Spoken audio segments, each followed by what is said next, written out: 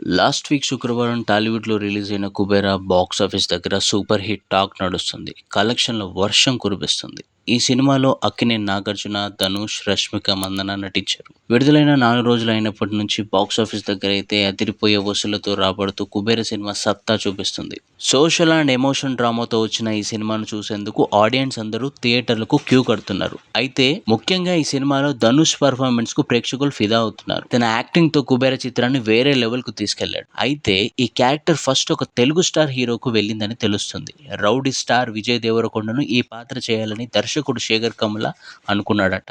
శేఖర్ కమ్ముల తీసిన 'life is beautiful' మూవీలో ఒక చిన్న పాత్రలో విజయ్ దేవరకొండ నటించాడు.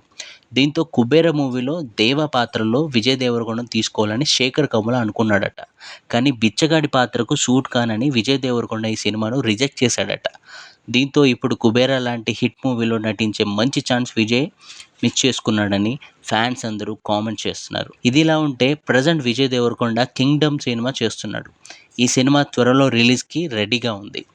ఇలాంటి లేటెస్ట్ మూవీ అప్డేట్ కోసం ఫిల్మీ ముచ్చట్లు ఛానల్‌ని సబ్స్క్రైబ్ చేసుకోండి. అలాగే please like, share and comments.